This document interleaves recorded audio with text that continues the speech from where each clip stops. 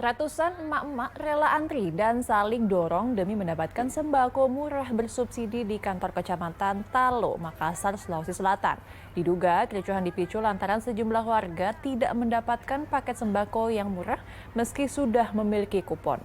Warga kecewa paket sembako murah yang disediakan oleh pihak penyelenggara lebih sedikit dari jumlah kupon yang dibagikan kepada warga. Paket sembako murah seharga Rp50.000 ini digelar guna menekan inflasi jelang Natal dan Tahun Baru. Kegiatan pasar murah ini dilakukan secara serentak di 5 kecamatan di Kota Makassar.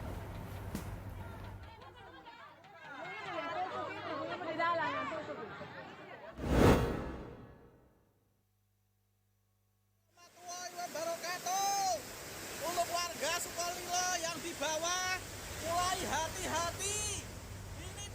Derasnya banjir bandang yang menerjang Talun, Pati, Jawa Tengah menyebabkan longsor di sejumlah daerah. Akibat disapu banjir, pondasi jembatan setinggi 7 meter di Desa Kayen ambrol. Warga pun terpaksa menutup jembatan dan hanya memperbolehkan sepeda motor yang melintas. Tak hanya pondasi jembatan, banjir juga membuat sebuah kedai kontainer milik warga terperosok ke sungai. Sehingga warga bergotong royong untuk mengevakuasi kedai agar bisa naik ke jalan. Belum ada keterangan resmi dari pihak terkait dengan rencana perbaikan talud maupun pondasi jembatan yang rusak. Namun warga berharap agar Dinas Pekerjaan Umum Kabupaten Pati bisa segera memperbaiki pondasi jembatan karena dinilai membahayakan.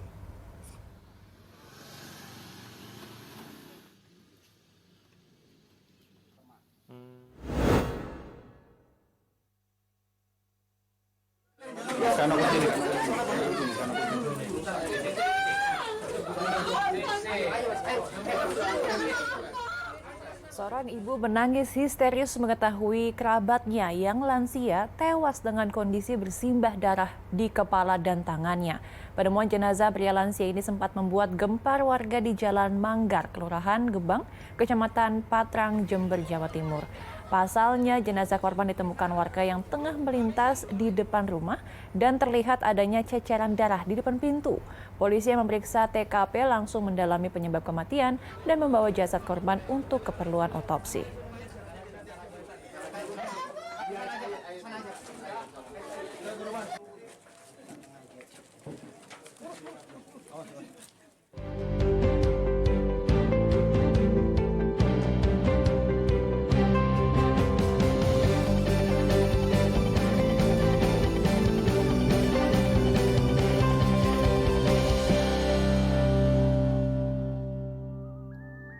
Selamat pagi pemirsa, apa kabar hari ini? Mudah-mudahan dalam keadaan baik-baik aja ya. Pagi tadi ada yang bergetar, tapi bukan hati. Bukan hati, tapi adalah gempa. Ya, Tadi juga saya juga sempat merasakan ya di ruangan makeup tadi sambil siap-siap juga sempat terdiam gitu. Aduh, ini Jadi kenapa langsung nih? cek ya tadi sosmednya BMKG. Di Ternyata info BMKG masih ada yang harus diperbarui begini informasinya ya, tapi ada di sekitar di bawah Sukabumi gitu ya. Di Pelabuhan Ratu begitu ya. Betul Oke, kita sekali. nih akan coba follow up, akan coba recek lagi begitu di mana titik pasti gempa tadi ya. Tapi pemirsa, selain gempa, kita juga sudah menyimpan sejumlah informasi menarik dari berbagai wilayah di tanah air begitu selama 1 jam ke depan. Saya Agus Hardiansyah. Dan saya Adisa Cynthia, inilah obrolan pagi selengkapnya. Sarapan informasi pagi Anda.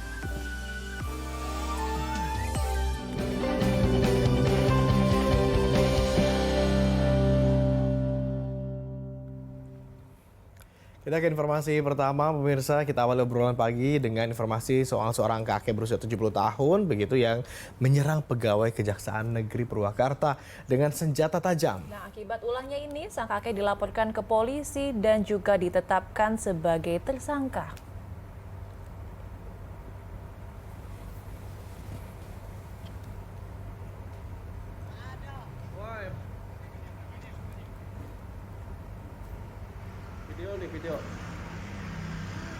Inilah detik-detik saat kakek menyerang pegawai Kejaksaan Negeri Purwakarta.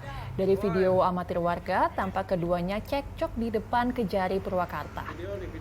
Kemudian sang kakek yang diketahui bernama Zulfani langsung menyerang korban dengan badik. Bahkan sang kakek juga melempari korban dengan batu. Karena merasakan, kakek Zulfani langsung dilaporkan kepada polisi dan ditetapkan sebagai tersangka. Sang kakek belum dilakukan penahanan karena alasan sakit. Namun ada perkataan yang tidak menyenangkan kepada salah seorang driver di sini ya, driver kami di sini yaitu drivernya Kasih Pidum. Ada perkataan yang tidak menyenangkan tersebut, lalu ditegurlah oleh driver kami. Nah, di sana dia merasa bahwa dia tidak senang dengan perkataan tersebut, dibilang berisik. Oke, pas nyerang tadi kayaknya energi bakal sangka kayak ya, tapi pas mau diamankan sakit. Sakit, betul sekali. Mudah-mudahan cepat sembuh kakinya. Tapi ini gitu. masih belum diketahui ya penyebabnya apa tiba-tiba langsung menyerang Kenapa gini ya. tiba-tiba ya kalau gitu ya. Kita ke informasi berikutnya pemirsa. Ada hujan, ada banjir, tapi biasanya juga ada petir gitu ya. Nah, satu rumah warga di Kecamatan Menggala, Kabupaten Tulang Bawang, Lampung juga ini mengalami rusak berat diduga akibat tersambar petir. Nah, akibatnya ada 4 orang penghuni rumah yang mengalami luka-luka.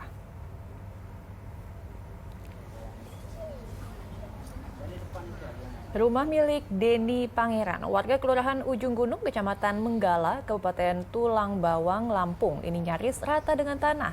Diduga kediamannya tersebut rubuh akibat tersambar petir. Tidak hanya kerusakan material, keluarga Denny juga mengalami luka-luka akibat tertimpa material bangunan rumah.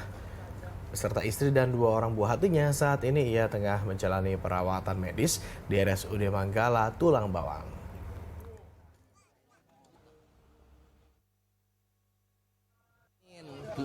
Petir kan, nah kedengaran suara gitu kan, keluarlah kami ini kan, nggak taunya rumah ini udah roboh, campur angin, petir kan, nah kedengaran suara gitu kan, keluarlah kami ini kan, nggak taunya rumah ini udah roboh, larilah kami ke tetangga depan, kirain ini nggak taunya, di orang ini belum keluar posisi. Ada berapa orang di dalam? 3, anaknya, istrinya, sama suaminya. Terus begitu? Keluar itu.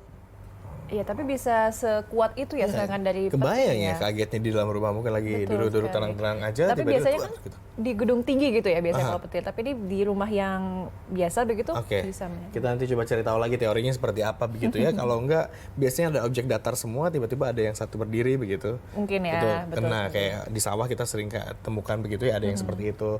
Tapi ini ternyata dalam rumah. Kita coba nanti follow up lagi, apa benar petir atau karena ledakan karena penyebab lain gitu ya.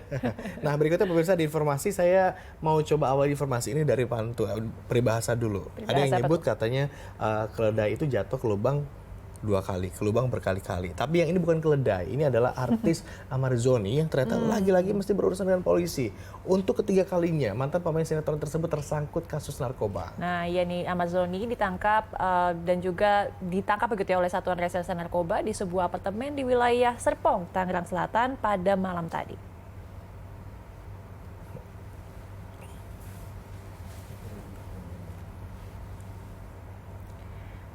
Saat ditangkap, Amazoni diketahui tengah berada di lobi apartemen. Petugas pun menggeledah kamar apartemen yang dihuni oleh AZ dan juga menemukan 4 paket sabu dalam sebuah kotak serta 1 paket ganja di dalam tasnya. Ya, saat pihak Satres Narkoba Polres Jakarta Barat ini tengah mengejar pemasok kedua jenis narkoba, sabu dan ganja tersebut kepada Amarzoni. Penangkapan ini menjadi yang ketiga kalinya dialami Amarzoni, begitu ya. Terakhir Amarzoni ini sempat ditangkap pada Maret 2023 lalu dan baru saja bebas Oktober 2023 setelah dihukum 7 bulan kurungan penjara atas kepemilikan narkoba jenis sabu seberat 1 gram.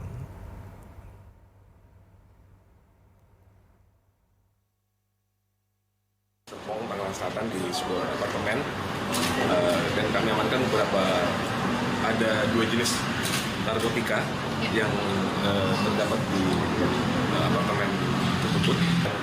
Jadi sedang ada di lobi apartemen, lalu melakukan penangkapan dan di kamarnya AZ ini kita temukan beberapa narkotika jenis sabu dan ganja. Ya, itu ya susah ya. Kalau 1 kali hilaf, 2 kali menyesal, 3 kali apa dong? Oke. Terlalu Tapi sering. Bang Amarzoni tampaknya memang sudah berkali-kali begitu. Padahal baru bebas Oktober lalu kayaknya ya. Betul.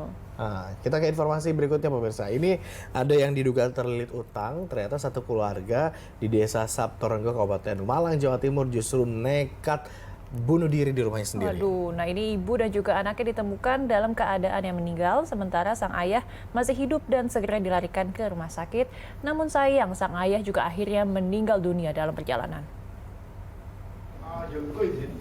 Pas di pinggir pantai. Satu keluarga yang tewas itu diketahui bernama Wahab berusia 38 tahun, kemudian istrinya Sulika 35 tahun dan seorang putri mereka berinisial RY berusia 13 tahun yang masih duduk di bangku SMP. Ya, di lokasi kejadian, polisi juga menemukan pesan wasiat di kaca rias dengan menggunakan spidol berwarna hitam begitu untuk anak sulungnya. Untuk memastikan kematian korban, polisi pun membawa ketiga jasad korban ke Rumah Sakit Saiful Anwar Malang untuk diotopsi. Sementara lokasi kejadian kini sudah dibatasi oleh garis polisi.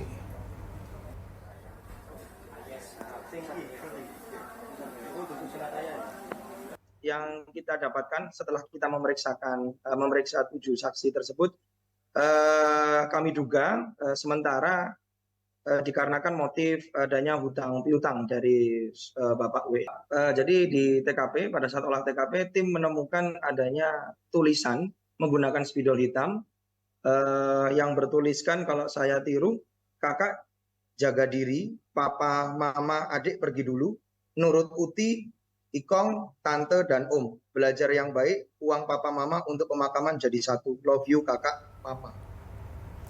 Ya, itu dia, kita penting untuk mengetahui diri kita sendiri jika memang membutuhkan bantuan segera ke profesional begitu ya. Betul sekali. Tapi miris, sedih gitu ya kalau misalnya baca pesan yang ditinggal oleh ayahnya begitu ya.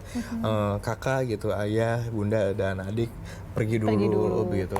Ya, kita lihat nanti bagaimana penelusuran polisi begitu, penyebabnya apakah benar gara-gara hutang piutang atau ada penyebab lain gitu ya. Kita ke informasi lain, pemirsa, yang kemarin sempat viral begitu ya di jejaring sosial ini terkait geger temuan jasad di Universitas Prima Indonesia Kota Medan Sumatera Utara yang kemudian membuat polisi ini langsung bergerak cepat, langsung menyelidikinya datang ke kampus. Usai dilakukan penggeledahan begitu ya dan juga olah TKP, kemudian polisi menemukan 5 jasad yang berada di dalam gedung kampus itu. Ada mayat di Umpri, lantai 9. Inilah kali pertama warga menemukan jasad dalam sebuah penampungan air yang terletak di lantai 9 di parkiran Universitas Prima Nusantara. Setelah diunggah ke jejaring sosial, temuan ini pun seketika viral. Mengetahui hal ini, polisi segera bergerak menuju ke TKP.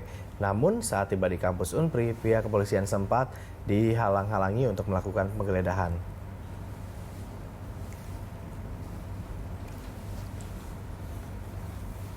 Meski begitu, pihak kepolisian berhasil memasuki area kampus dan melakukan olah tempat kejadian perkara. Hasilnya, polisi menemukan total 5 jasad di lantai 15 kampus Unpri. Polisi pun kini masih menyelidiki terkait penemuan jasad ini dengan melibatkan tim lab 4 dan tim identifikasi, termasuk meminta keterangan dari pihak kampus karena belakangan pihak kampus menyampaikan bahwa mayat-mayat tersebut merupakan kadaver atau jenazah yang memang digunakan mahasiswa kedokteran untuk kepentingan pendidikan seperti praktikum anatomi.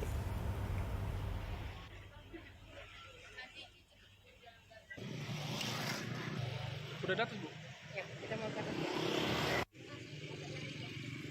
Hasil penyelidikan awal dari Polrestabes Medan bahwa diduga itu adalah jenazah atau mayat manusia. Saat ini Polrestabes Medan terus melakukan koordinasi dan komunikasi dengan pihak rektorat dan kampus untuk kita bisa mendalami jenazah tersebut. Berapa Pak jumlahnya? 5. Itu nanti proses itu nanti berkembang. Sekarang kita penyidik fokus untuk mendalami terkait dengan peristiwa awal. Mayatnya itu tersebut ada di mana Pak? Mayatnya itu? Masih di rektorat di kampus. Oke, nah tadi jadi polisi sempat datang ke kampus begitu ya, tapi kemudian dihadang oleh pihak keamanan yang ternyata memang pihak kampus sendiri menyebut bahwa ini adalah kadaver begitu ya. Nah, ini perlu dicari tahu juga ya, kenapa penempatan kadaver itu harus di tempat-tempat yang mudah ditemukan oleh warga begitu. Oke, kami sempat mikir kalau kadaver itu kalau di film-film gitu ya, di tempat yang dibekukan gitu, Betul, setelah ya. diawetkan Di dengan lemari formalin, ininya ya. kemudian dimasukkan ke dalam lemari pendingin gitu ya. Betul Tapi ternyata tadi malah dibak air gitu. Dibak air ya. Penasaran juga jadinya Kita ya. masih akan coba follow up ya, bagaimana sebetulnya mekanisme atau prosedurnya untuk penyimpanan kadaver itu, atau jangan-jangan ada sesuatu yang lain. Kita coba nanti ikuti apa saja penyidikan atau penyelidikan dilakukan oleh pihak kepolisian. Berikutnya pemirsa, kita akan coba cek apa aja nih yang sedang menjadi trending topik di media sosial, khususnya di Instagram gitu ya. Siapa tahu ini bisa jadi obrolan pagi Anda juga bersama kerabat dan rekan kerjaan nanti. Kita coba lihat yang pertama nih ya.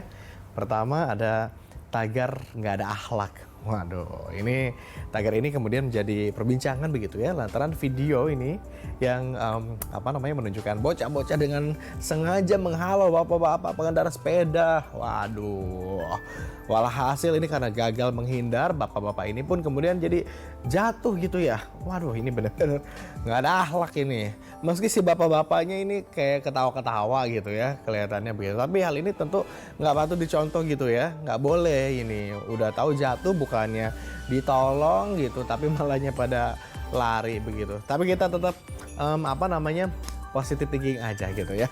Mungkin mereka sedang membuat konten gitu ya, atau ini buat konten lucu-lucuan aja atau gimana begitu ya, supaya kita membuat ketawa cekikikan sendiri saat mentingin ponsel. Tapi kayak kalau emang disengaja menghadang, jangan dong, takutnya berbahaya gitu ya. Kemudian kita coba cek nih, ada tagar yang kedua, ada tagar mari berdansa, asik. Nah kalau misalnya yang ini nih pemirsa, ini nggak heran gitu ya kalau video ini kemudian menjadi perbincangan begitu ya. Gimana enggak ya kalau misalnya biasanya orang-orang dansa dengan pasangan atau dengan orang lain gitu ya.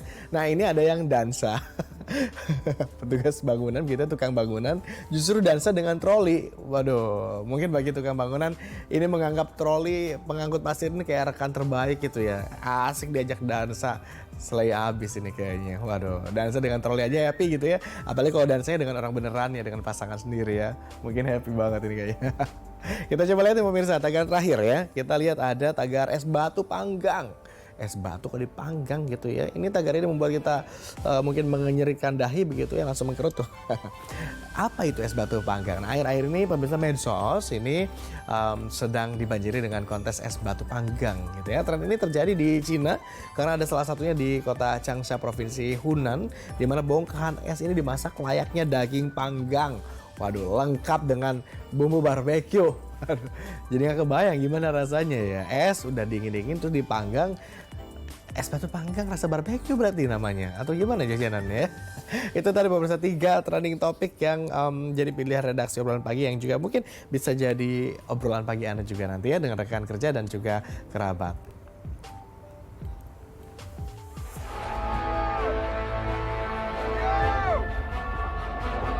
Tenth Emergency Special Session of the General Assembly resumed.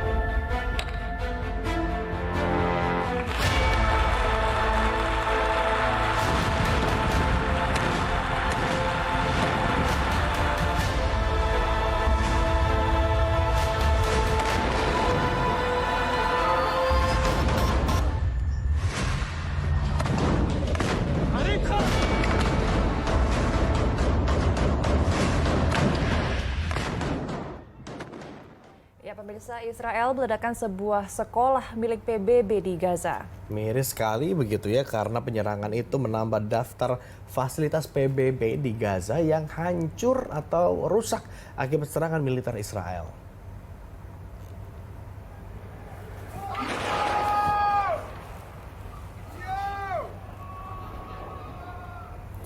Video ledakan sekolah bantuan milik PBB viral di media sosial.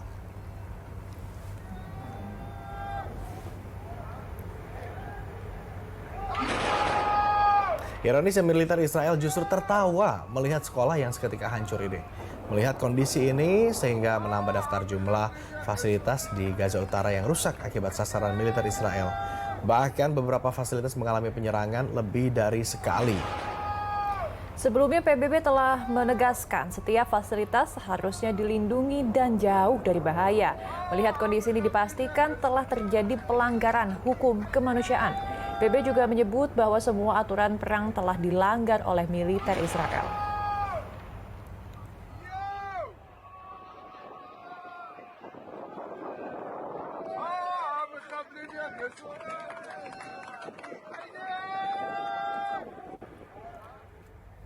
Bahkan perang pun ini ada aturannya, Betul.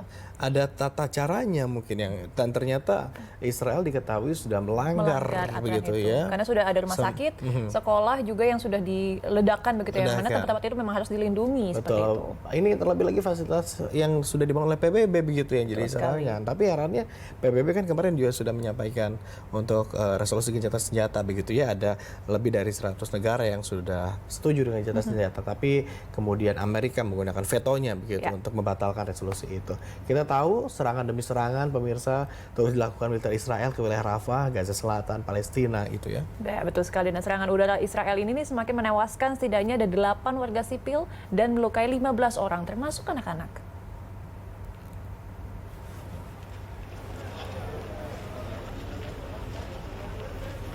Tiga warga yang tewas dilarikan ke rumah sakit Kuwaiti. Sementara ada 5 jenazah lainnya yang dibawa ke rumah sakit Abu Yusuf Al-Najjar akibat serangan Israel pada Selasa waktu setempat. Sebelumnya, warga yang tinggal berdekatan dengan permukiman ini sempat mendengarkan suara menggelegar di udara dan tak lama misil penghantam permukiman itu. Akibat serangan misil Israel, korban anak-anak dilarikan ke rumah sakit Nasr. Penuhnya rumah sakit membuat sebagian warga sipil yang terluka mendapatkan penanganan medis di lantai rumah sakit. Sejak serangan yang dilakukan Israel pada awal Oktober lalu, lebih dari 18.000 warga Palestina tewas. 90% dari 2,3 juta penduduk Gaza terpaksa kemudian mengungsi meski tidak ada lagi tempat aman di Gaza.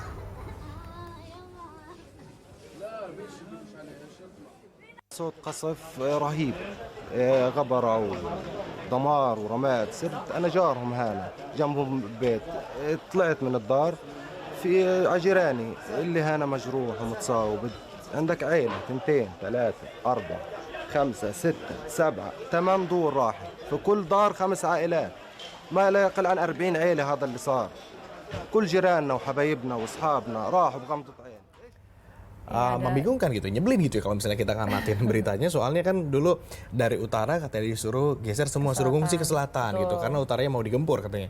Udah di selatan, warga Palestina, kemudian sekarang selatan juga digempur juga sama memang Israel. tidak ada tempat yang aman begitu ya.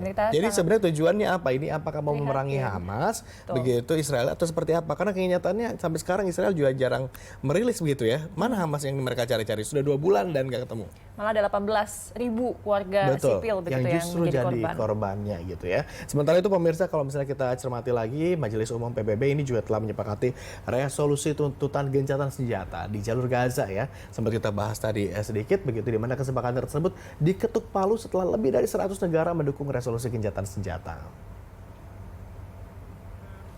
The 10th Emergency Special Session of the General Assembly Ada sebanyak 153 negara yang mendukung resolusi Majelis Umum Gencatan Senjata tersebut. 10 negara menolak, sementara 23 negara lainnya memilih untuk abstain.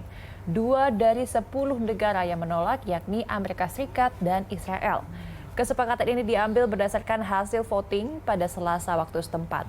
Voting digelar saat tekanan internasional untuk Israel mengakhiri serangan ke Gaza kian menguat. Ya, serangan-serangan Israel yang sudah berlangsung berbulan-bulan sejak awal Oktober lalu telah menewaskan lebih dari 18.000 rakyat Palestina. Mayoritas warga yang tewas merupakan perempuan dan anak, sementara 90% dari 2,3 juta warga terpaksa mengungsi. Voting di Majelis Umum PBB dilakukan setelah resolusi Dewan Keamanan PBB yang juga menyerukan gencatan senjata kemanusiaan gagal diloloskan karena veto dari Amerika Serikat. Amerika Serikat menjadi satu-satunya negara yang tidak setuju gencatan senjata.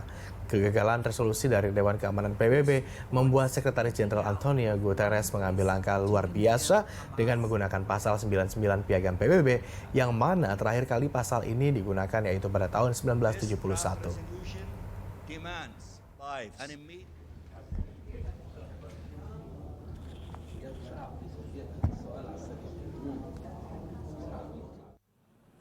I declare the 10th emergency.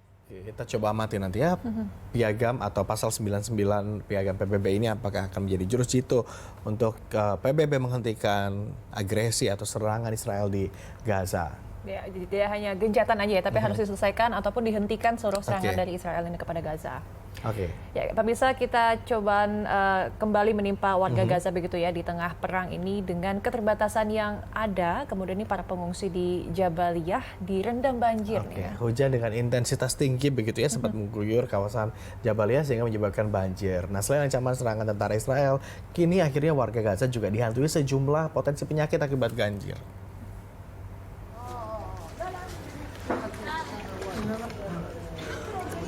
Lepas dari serangan hujan rudal Israel, kini warga Gaza yang berada di pengungsi Jabaliyah sedang menghadapi musim hujan. Tenda-tenda pengungsian yang jadi tempat bernaung tidak cukup hangat untuk menghadapi musim dingin ini. Cobaan tersebut belum usai, datangnya hujan membuat banjir di sejumlah titik. Bahkan, genangan air masuk ke dalam tenda pengungsian. Ya, hujan juga membuat evakuasi korban luka pun terhambat. Seorang wanita lanjut usia terpaksa digendong oleh petugas saat ambulans yang membawanya terjebak banjir. Musim dingin serta peralatan yang minim ini membuat warga Gaza kini dihantui sejumlah penyakit seperti penyakit kulit hingga malaria.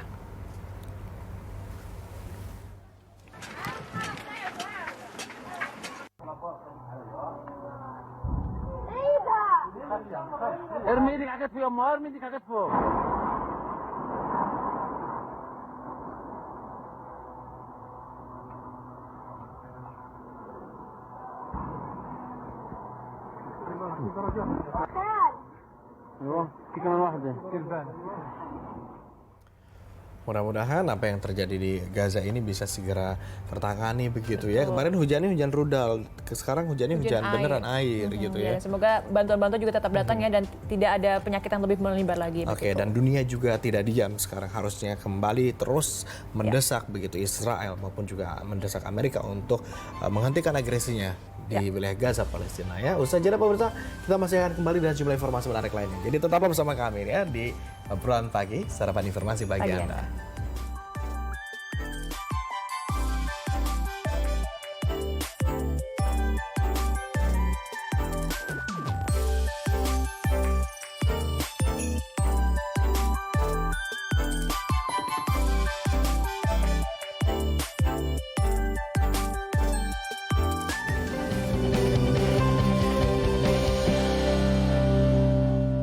Mereka adalah perempuan-perempuan berdedikasi, perempuan mandiri, selalu optimis. Mereka percaya tolak angin untuk menjaga kesehatan. Mencintai Indonesia.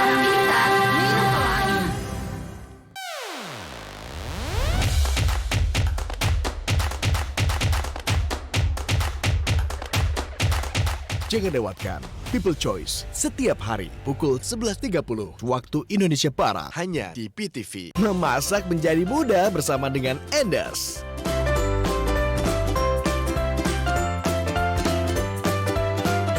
Resep-resep yang sederhana hingga yang berkualitas tinggi siap dibongkar secara lengkap lewat program Enders.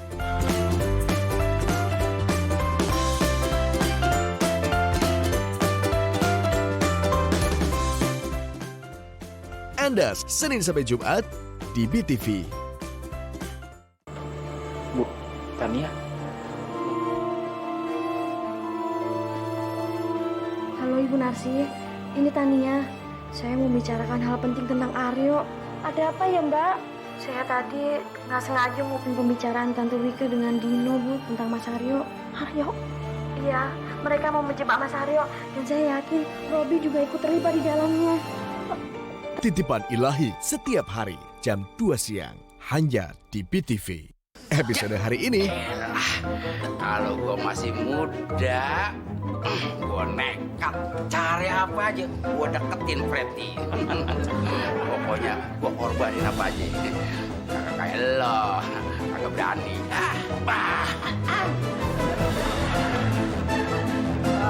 Tawan lu ya?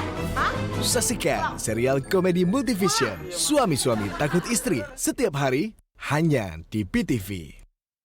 informasi seputar selebriti, dunia hiburan, hingga cerita seru dari pengalaman para figur publik Indonesia.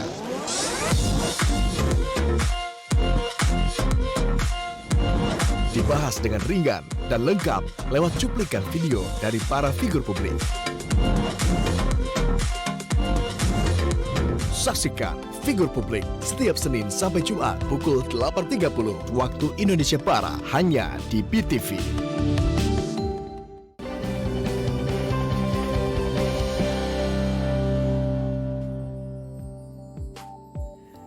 Ya, Anda masih bersama kami di obrolan pagi. Nah, saat ini kita sarapan akan informasi pagi Anda ini, Ya. tapi ini sarapan beneran yang ini ya. Nah, saya mau ngajak ini dia. Anda para pecinta mie begitu untuk kumpul semua di sini. Kenapa? Karena ada satu rekomendasi makanan berbahan dasar mie.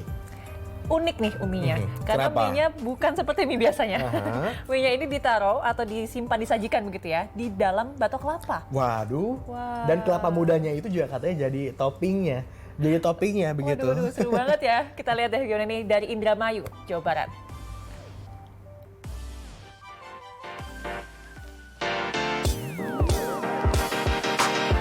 Wih, seger banget nih minum kelapa muda.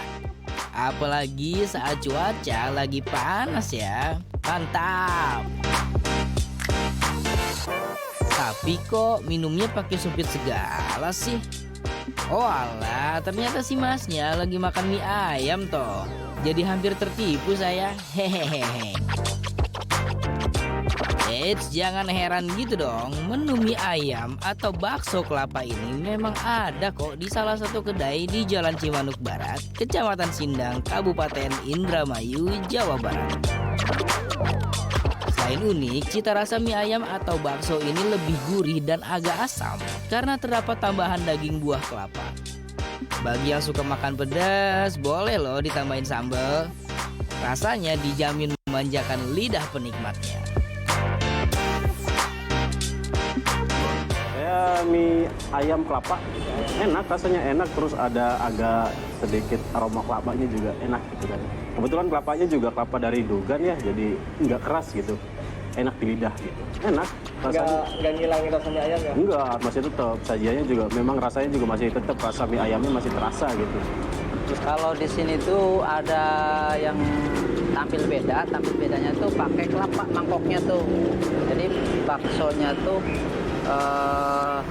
pakai kelapa muda, terus kelapanya tuh dimakan sekalian sama bakso.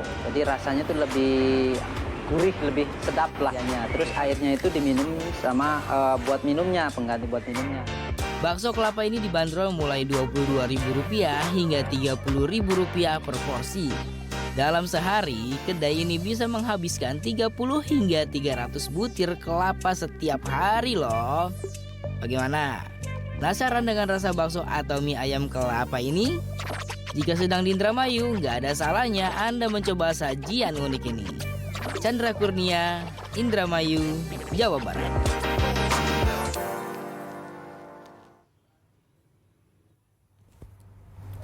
Tuh, kebayang nggak tuh daging kelapa jadi topping-toppingnya? Bener, tuh kayaknya biar si penjual tuh nggak usah nyuci piring deh. Jadi pakai batok kelapa aja Kita nih curiga ke disajikan. situ, jangan-jangan penjualnya mau cuci piring maka pakai itu. Tapi mungkin rasanya kalau saya tebak jadi kayak konjaku gel kali ya. Mungkin ya. Ada tambahan Nanti- kelapanya. Nanti kita coba ya ke sana ya. Indramayu kayak gitu.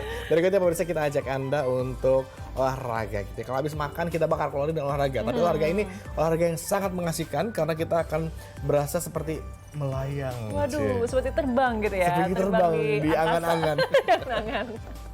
Nah, ini ada olahraga skydiving gitu yang menjadi salah satu lokasi tempat skydiving terbesar se-Asia Se-Asia katanya. Tenggara atau se-Asia? Tenggara. Oh, se-Asia Tenggara. ya Nah, ini sepertinya. ada di Bogor, Jawa Barat. Kita coba lihat olahraga ekstrim ini ya, memacu adrenalin kita.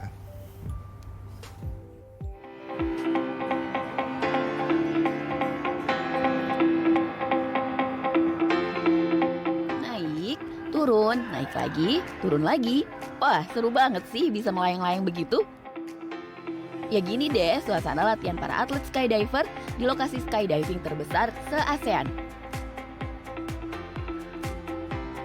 Berada di Gedung Tan Satrisna Wind Tunnel Brimob Cikeas, Kecamatan Gunung Putri, Kabupaten Bogor, Jawa Barat, skydiving yang dikhususkan untuk latihan para atlet ini rencananya akan dibuka untuk umum.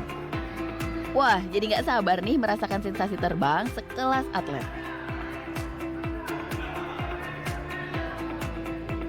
Tidak hanya orang dewasa yang latihan di sini, tapi ada juga yang masih anak-anak loh. Walaupun berbadan kecil, tapi nyalinya gede. 3 bocah cilik bernama Raja Sfara, Zakia, dan Filza ini mencoba berlatih di area yang berdiameter 36 meter dengan tinggi 25 meter. Ketiganya sudah berlatih sejak 3 bulan yang lalu.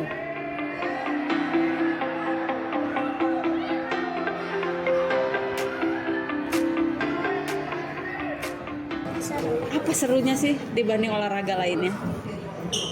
Karena kita bisa terbang kayak burung. Terbang kayak burung. Enaknya kalau udah terbang itu apa rasanya? Dingin. Caranya gimana? Santai. Lalu? Tenang. Apa lagi? Itu aja.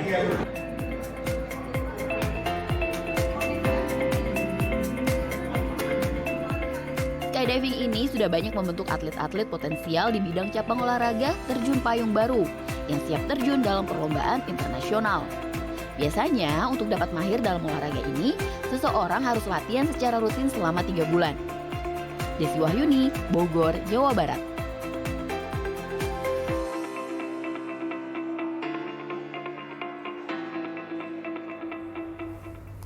Wow, skydiving bikin sembriwing gitu. Gimana nggak sembriwing coba? Itu kan ditiupin angin dari bawah sehingga kita jadi bisa terbang. Aku pernah kan waktu itu kan? Pernah waktu Dan itu. susah nggak sih itu sebenarnya? Jujur itu susah banget waktu itu. Tapi Dan ini ada adik-adik tuh yang masih kecil tuh bisa loh justru. lebih dari itu, kalau saya mungkin udah usia juga kali ya. Habis itu langsung sakit badan Gitu ya? Iya. Karena kedorong gitu ya. Ya, tapi seru banget, itu benar-benar seru banget, pengalaman yang mungkin Anda juga perlu coba itu ngerasain gitu ya.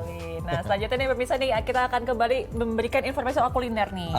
Kuliner yang biasanya terkenal di Indonesia begitu ya, kuliner asal Indonesia ubi. Bukan cuman di Indonesia, tapi sebenarnya ini tren begitu ya, karena si bahan ubi atau ube kalau di Amerika ini terkenal ube gitu ya, menggeser popularitas kopi dan sebagainya. Kalau dulu kan minuman-minuman tuh kopi ditenteng ya atau soda gitu, sekarang kayak lagi trennya tuh boba gitu ya. Iya, boba taro, atau ya. mungkin karena memang ube ini bisa jadi boba, bisa jadi minuman, bisa jadi cake, bisa jadi berbagai jenis kuliner enak banget lainnya. nih kayaknya ya. Nah. Coba kita lihat nih informasi berikut ini. Ya, dari VOA Indonesia. Usai bersekolah, para siswa berbondong-bondong ke toko es krim di Virginia Utara ini. Banyak yang memilih rasa warna ungu ini. It tastes delicious. It tastes like potatoes, it's just red. Kudapan ini dibumbui dengan ube atau ubi ungu yang berasal dari Filipina. Pemilik toko Toby Bantug, seorang warga Amerika keturunan Filipina, mulai membuat es krim ube sejak 20 tahun yang lalu. Saat itu, hanya sedikit orang yang memesannya. Tapi sekarang, es krim ini menjadi salah satu dari 3 rasa terlaris. It's almost like a vanilla, right? It's not like a super strong fruit or something like durian would be. I think that's why it's popular. You've got color, you've got a delicate flavor, you know, it's Instagrammable. Badan Peramal Tren WGSN meramalkan pada awal 2023 bahwa ube akan menjadi rasa yang sangat berpengaruh di seluruh kategori makanan dan minuman di seluruh dunia. Agensi tersebut melacak tayangan ube di media sosial, penggunaannya oleh para chef influencer, dan akhirnya penjualan produk ube oleh perusahaan-perusahaan besar seperti Hilton dan Trader Joe's. The biggest thing that we noted was that Filipino cuisine continues to gain attention globally and move into the mainstream in areas outside of the Philippines.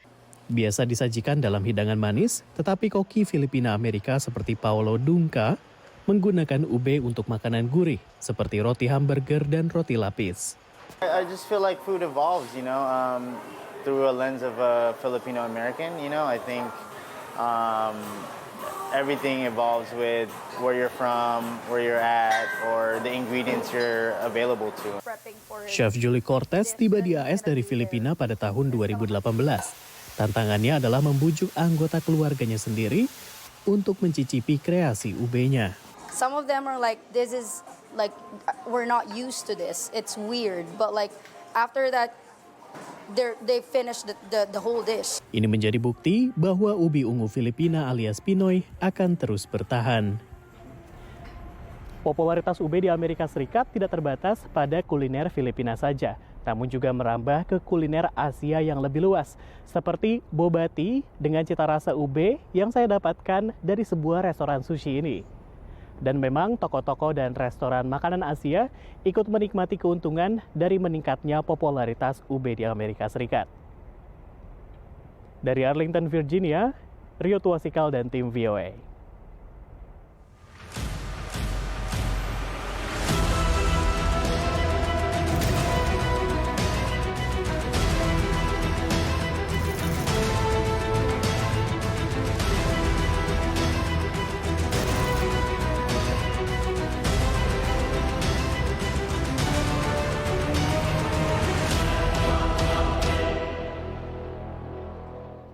Hidup di Jakarta nggak murah katanya pemirsa. Kalau kita bicara tentang bawang merah naik, cabai naik, jadi gimana hari ini begitu ya, memasak apa begitu. Ibu-ibu kalau harganya naik terus begitu ya. Kemudian juga kemarin juga untuk berbagai keperluan seperti bensin, kebutuhan harian yang juga terus makin meningkat. Kemudian ini juga menimbulkan dan memunculkan survei yang dilakukan oleh BPS, katanya biaya hidup di Jakarta ini bahkan mencapai 14,8 juta rupiah per bulan.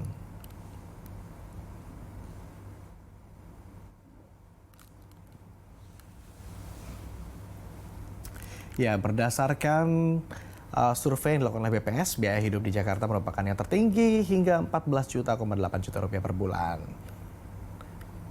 Baru-baru ini Badan Pusat Statistik menyampaikan laporan terkait kenaikan biaya hidup ini untuk satu keluarga di Jakarta yang mencapai 14 juta rupiah per bulannya. Sedangkan upah minimum Provinsi DKI Jakarta hanya sebesar 4,9 juta rupiah saja. Besaran biaya hidup di Jakarta ini meningkat jika dibandingkan dengan 5 tahun lalu, yakni sekitar 13 juta rupiah.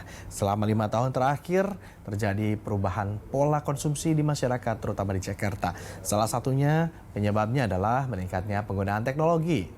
Nah, tujuan survei biaya hidup ini digunakan untuk memperbaharui tahun pasar indeks harga konsumsi, memperoleh paket komoditas, mendapatkan data dasar nilai konsumsi, dan untuk mendapatkan keterangan sosial ekonomi rumah tangga.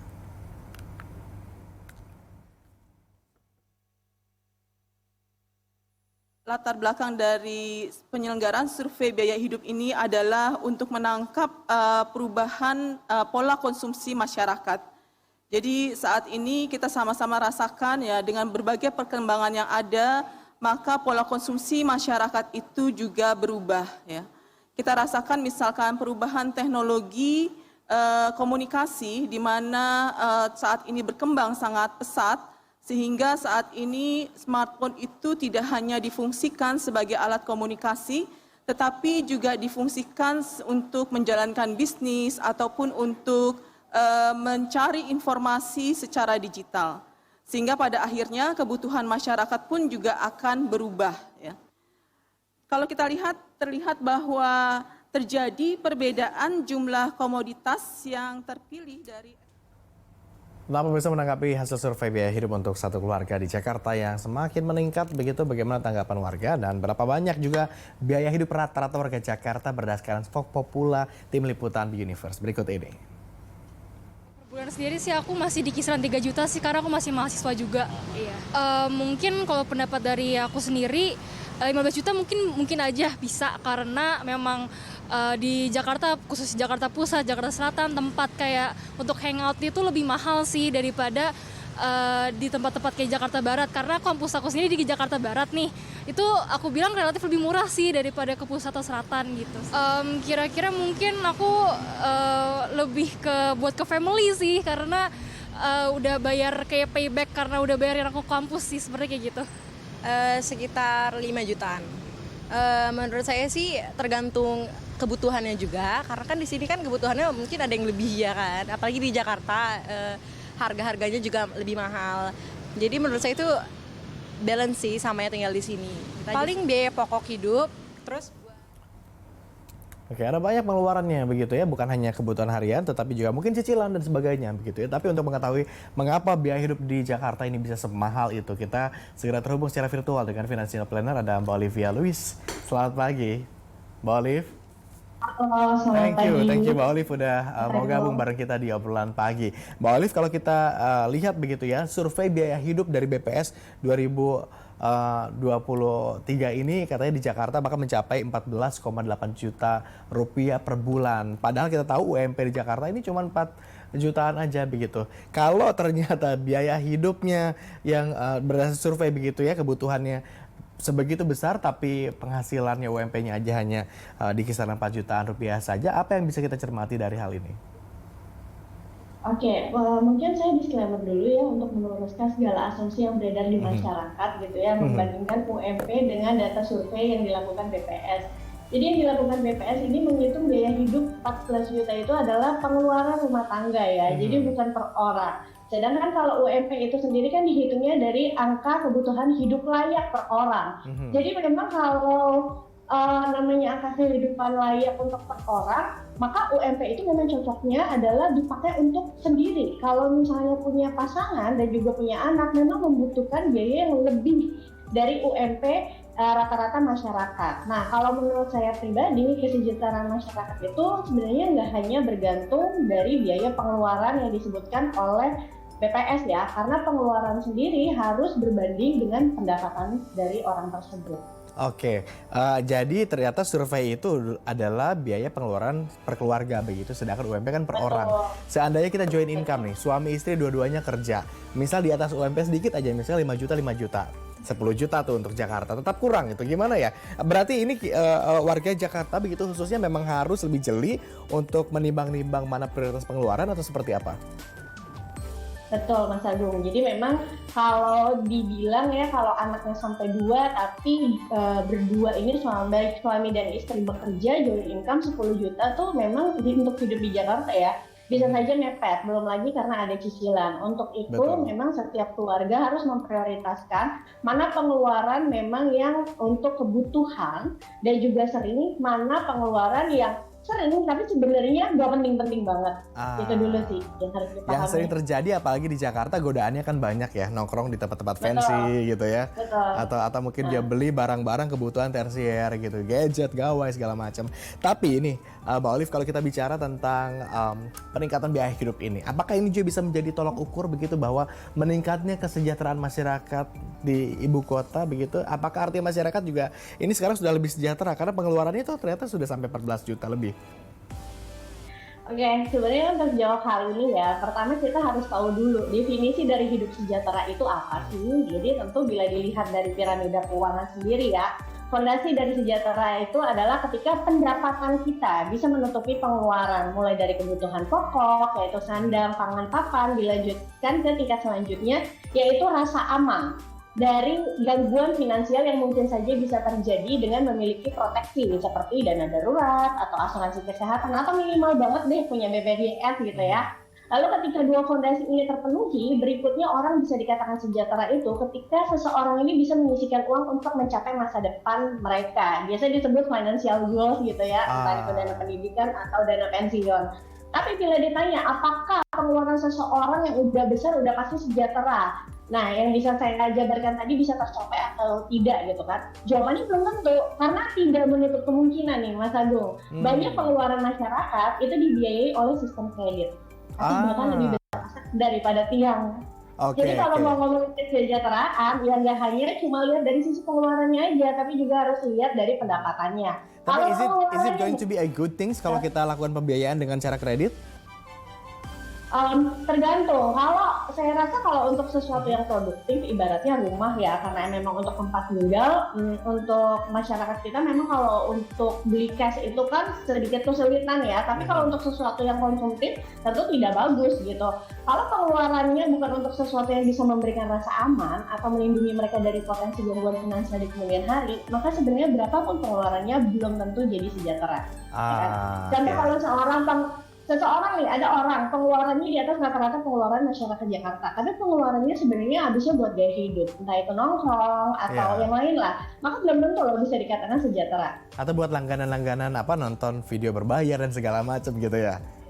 Untuk entertainment gitu ya. Nah, kalau kita cermati lebih dalam lagi begitu ya pemirsa, naiknya biaya hidup ini dipicu berbagai faktor. Ada perbedaan juga tapi ya antara hidup di perkotaan dan juga di pedesaan. Kami ada data nih pemirsa, kita akan coba tunjukkan melalui grafis begitu ya. Ada data 3 kota dengan biaya hidup tertinggi di Indonesia berdasarkan survei biaya hidup 2022 yang dilakukan oleh Badan Pusat Statistik. Kita coba lihat mulai dari kota dengan pengeluaran tertinggi, antara lain adalah Jakarta, kalau bisa kita lihat.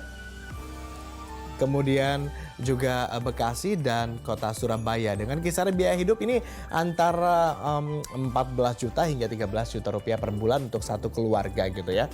Nah, kita coba lihat untuk kota dengan biaya hidup yang rendah begitu. Kita coba, ternyata ada di Cilacap di Jawa Tengah begitu ya, kemudian di Naumere, Nusa Tenggara Timur, dan juga ada di Sibolga, Sumatera Utara.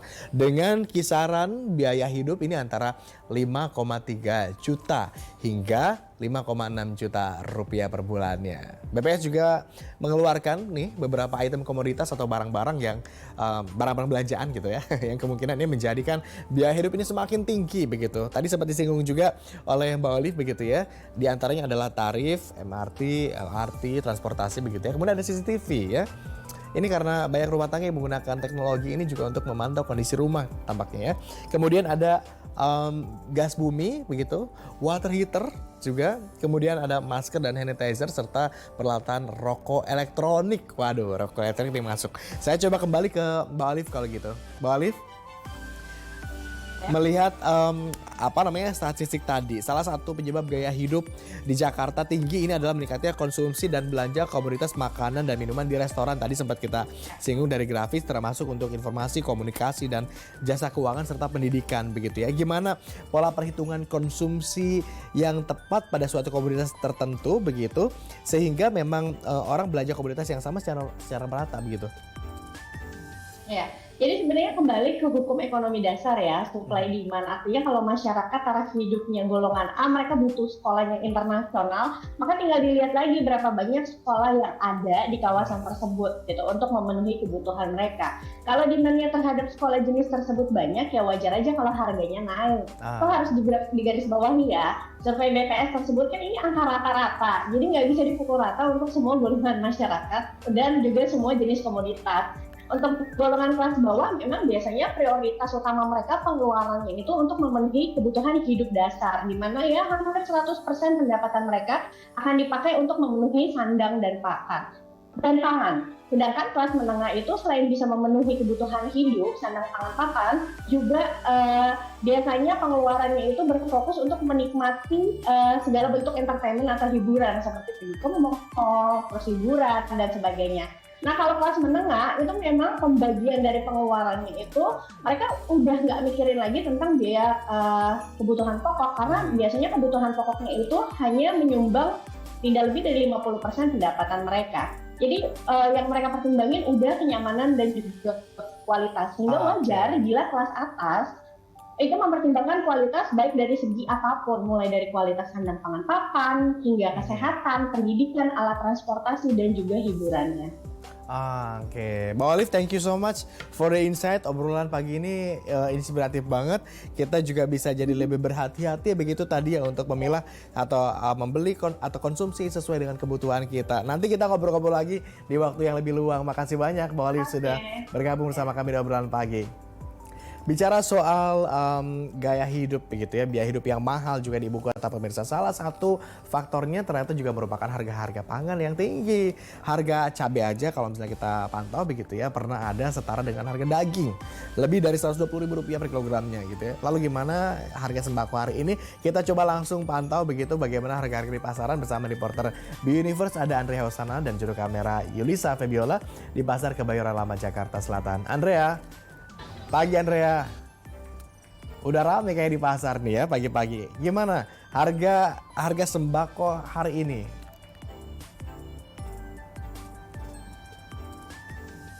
Ya, selamat pagi Agung dan juga pemirsa BTV. Memang sejak tadi pagi ini banyak sekali masyarakat Jakarta yang sudah berbondong-bondong datang ke pasar untuk melakukan transaksi jual beli dan memang sempat ada kenaikan untuk beberapa komoditas dalam 1 bulan belakangan ini. Namun berdasarkan pantauan kami dan jika juga kami soroti dari Info Pangan Jakarta untuk harga komoditas pada hari ini yang datanya diambil pada 13 Desember 2023 kemarin, memang beberapa komoditas ini masih tampak di angka yang stabil. Dan di pasar Kebayoran Lama saat ini saya berada pun beberapa komoditas ini terpantau masih stabil. Salah satunya adalah beras dan juga harga cabai merah. Namun memang ada sedikit kenaikan pada harga gula pasir. Dan kalau berdasarkan pantauan kami, Agung dan juga pemirsa BTV, memang untuk stok bahan pangan dan juga bahan pokok masih memadai, di mana memang para pedagang juga masih belum menaikkan harga komoditas bahan pokok karena masih banyaknya stok.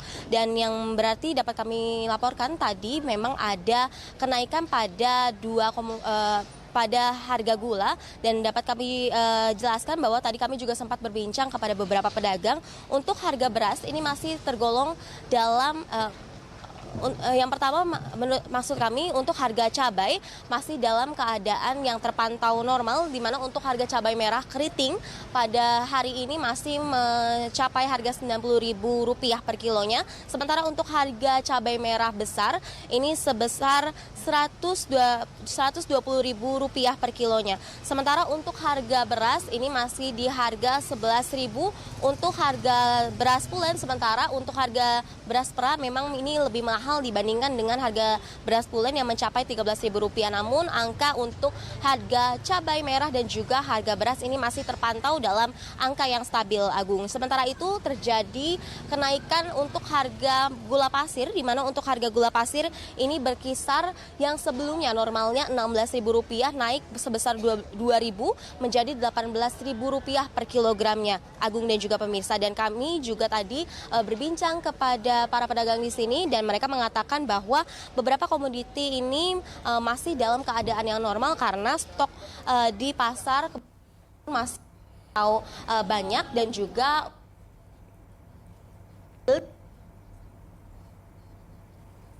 keadaan yang normal. Dan kami juga tadi sempat menanyakan apakah memang biasanya pada high season menjelang Nataru ini akan terjadi kenaikan harga pangan, namun dikatakan bahwa kalau dilihat dari tahun lalu memang sempat ada kenaikan, namun masih belum dapat dipastikan apakah pada tahun ini juga akan mengalami kenaikan yang serupa. Demikian, Agung, kembali ke studio. Oke, Andrea, biasanya jelang Nataru emang suka naik begitu, tapi kita harapkan mudah-mudahan tahun ini kenaikannya nggak signifikan supaya nggak terlalu mahal semuanya gitu ya. Makasih banyak Andrea atas laporannya, selamat kembali bertugas. Dan usai jeda pemirsa, kami masih akan kembali dengan informasi menarik yang akan dibawakan oleh rekan saya Nadis di sana. Nadis. Ya, usai jeda akan ada sejumlah informasi, salah satunya adalah terkait dengan pantauan lalu lintas di daerah Jakarta. Tetaplah bersama kami di Obrolan Pagi.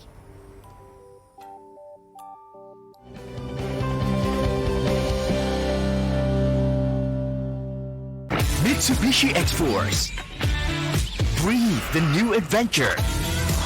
Total control in all challenges. Mitsubishi X-Force. Infinite excitement.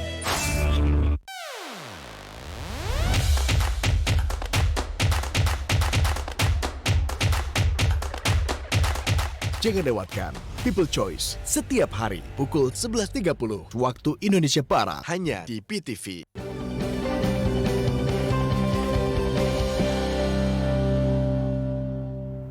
Ya, Anda masih bersama kami di Obrolan Pagi. Pemirsa, sebelum beraktivitas, ada baiknya kita cek terlebih dahulu kondisi lalu lintas pagi hari ini. Kita sudah terhubung dengan tim NTMC Polri, ada Brigadir Ofelia yang saat ini berada di kawasan Semanggi, Jakarta Selatan. Selamat pagi, Brigadir Ofelia. Silahkan dengan laporan Anda. Baik, terima kasih Iis di studio, dan pemirsa, kali ini saya sedang berada di kawasan Jakarta Selatan, yaitu tepatnya di kawasan Simpang Susun Semanggi atau Pospol Semanggi, Jakarta Selatan, dengan kondisi arus lalu lintas terkini terlihat dari arah Cawang yang akan mengarah ke arah Slipi ataupun yang akan mengarah ke arah Tangerang. saat ini nampak ramai dan lancar untuk jalur arteri, sehingga kecepatan kendaraan berkisar kurang lebih rata-rata 40 km per jam. Begitupun terlihat dari arah sebaliknya, saat ini sudah terlihat adanya peningkatan volume kendaraan mengingat saat ini merupakan jam berangkat dari perkantoran. Kami membagi para pengendara untuk senantiasa menjaga batas normal kecepatan kendaraan Anda dan jaga jarak aman kendaraan Anda. Dan perlu kami informasikan juga bahwa berdasarkan data IRSMS kami, yaitu data Kor Lantas Polri, di mana angka kecelakaan lalu lintas selama 1 kali 24 jam terjadi 228 kasus laka lantas pemirsa dengan rincian 11 meninggal dunia, 14 luka berat, dan 170 luka ringan. Dari 228 kasus laka lantas tersebut, 98,1% terjadi di jalan non-tol atau jalur arteri. Untuk itu kami himbau bagi para peserta lalu lintas atau para pengendara, pastikan Anda menyiapkan visi kendaraan Anda dan visi pengendara dalam keadaan baik dan prima. Dan mengingat hari ini merupakan tanggal genap, oleh sebab itu kendaraan-kendaraan yang berplat akhir genap yang kami izinkan melintas untuk sistem pemberlakuan ganjil genap di Ibu Kota Jakarta. Demikian laporan dari NTMC Lantas Polri, salam presisi, kembali ke Iis di studio. Silakan. Baik, ini Didis di studio ya, bukan Iis. Terima kasih banyak Brigadir Ofelia atas laporan Anda. Selamat kembali bertugas dan salam presisi. Ya, itu dia tadi ya. Sempat ganti nama loh jadi. Sini Is sini, merapat ke sini Is. Didis. Iya, Didis Brigadir ya. Ofelia tadi mungkin nggak begitu dengar jelas Betul, ya nggak apa-apa. Common mistake lah. Nggak apa-apa, ini saya... Bukan Iis. Tapi saya pemirsa informasi lantas tadi dari Brigadir Ofelia juga sekaligus menutup perjumpaan kita di obrolan pagi hari ini. Jangan lupa untuk follow akun media sosial BTV nih, baik dari Instagram, Twitter, YouTube, dan akun media sosial lainnya. Kita mau jalan-jalan ke Semanggi dulu kalau gitu. Boleh, karena tadi kosong. masih agak lain. Mau ketemu sama Brigadir Ofelia ya? Enggak, saya mau langsung ke tol, nanti ke Indramayu mau jajan. Oh iya yang tadi ya, yang ada kelapanya. Aduh, enak banget. Saya Agus Hardiansyah. Dan saya Adisa Cynthia, terima kasih atas kebersamaan Anda. Tetaplah di BTV, bersatu menginspirasi.